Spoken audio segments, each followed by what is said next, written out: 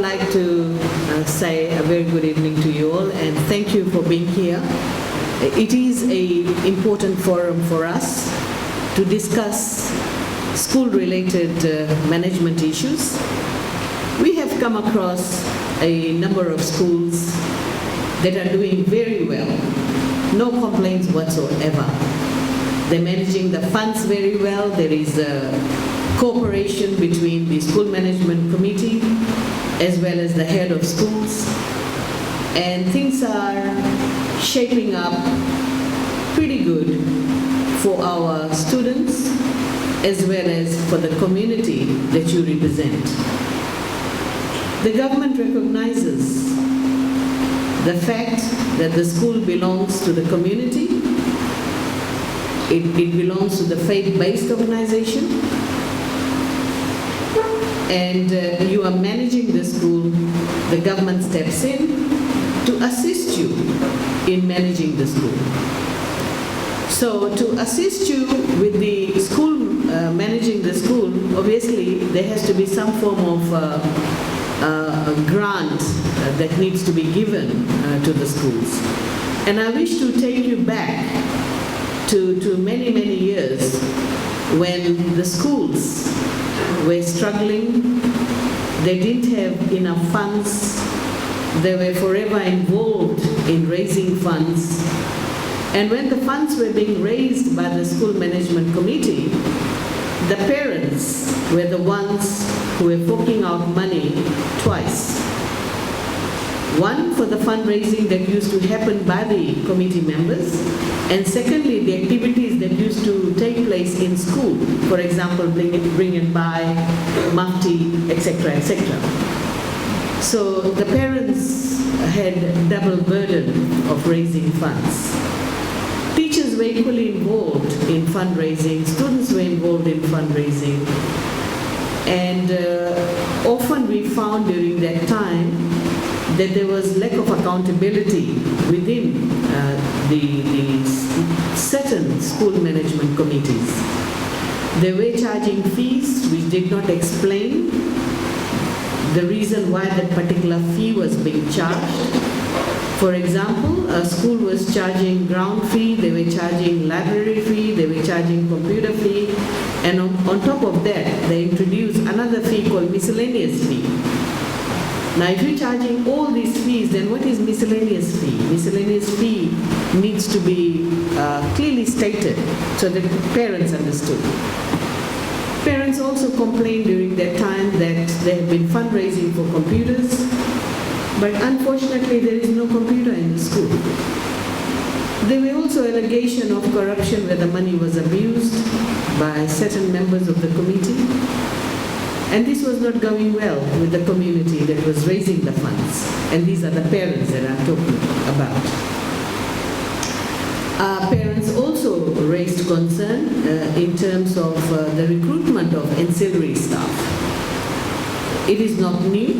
Schools have been recruiting handymen, they've been recruiting cleaners, messengers, administrators like typists, etc. in the school. And we had often found a number of anomalies. For example, they would give the job to their brother, to their acquaintances, to their daughter-in-law, to their sisters. So it was within the family. And we also found that sometimes, and particularly now we have found just recently, that there are schools who are hiring ancillary staff, but they're paying a lot more to the staff because the grant is coming from the government.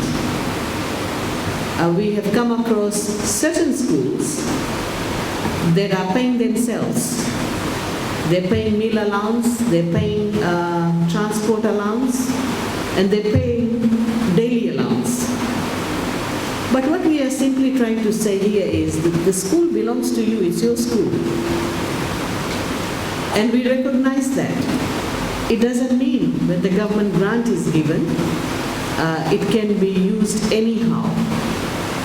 And that's where I need to explain to you why we had to change certain requirements where we had said that there will be 2 signatories and 1 signatory will be the head of school. That wasn't the case before, because there was no need for it. But just because few schools abuse the funds, and that gets picked up by the auditors, and when the Auditor General audits the account, then they make some recommendation how the grant, because it's public fund, it needs to be tightened so that we don't see any abuse of funds.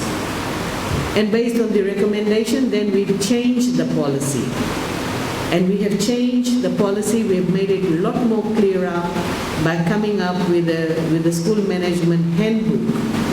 And the school management handbook is a guideline that the school management committee as well as the head of schools can follow.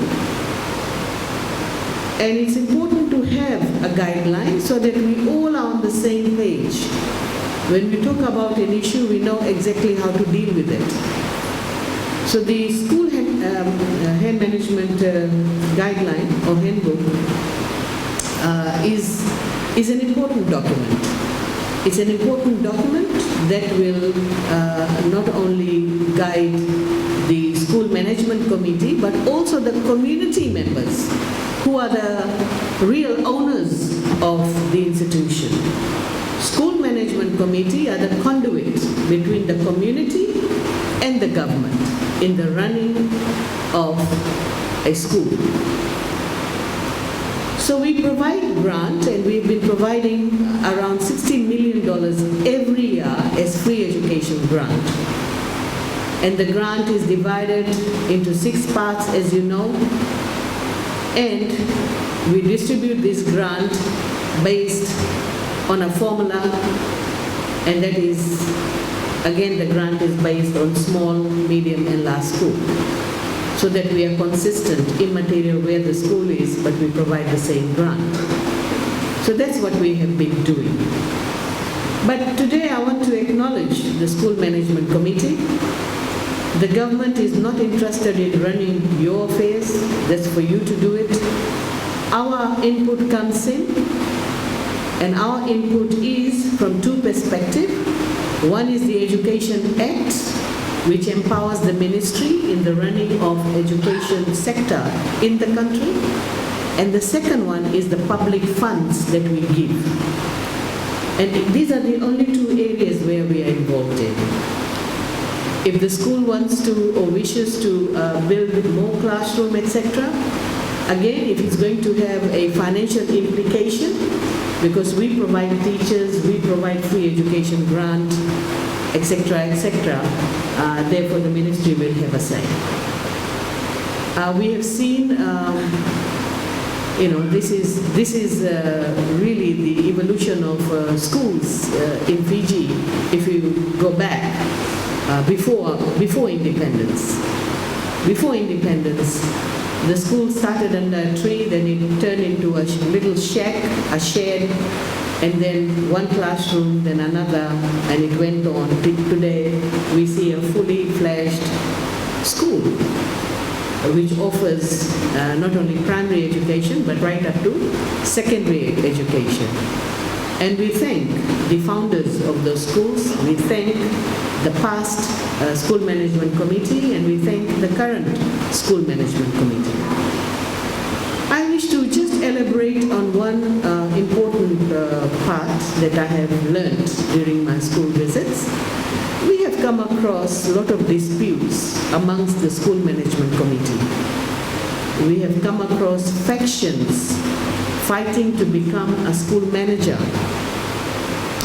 And there is a process through which a school manager needs to be appointed, or the election of the school management committee, etc., etc. You have your own constitution and so forth.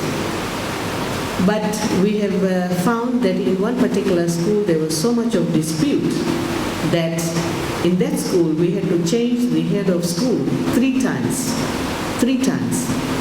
because there were continuous complaints from the school management committee And they felt that the head of school was taking side with one faction or the other faction.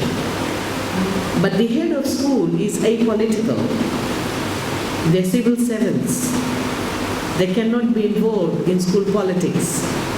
They are there to deliver the service. They are there to serve the students.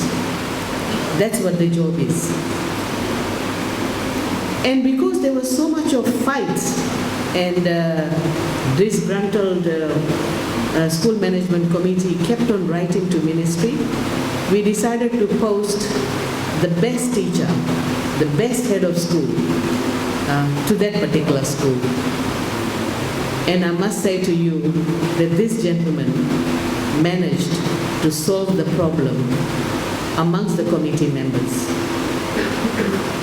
And when the story was relayed to me, how the two factions used to cook food, lobby with one another.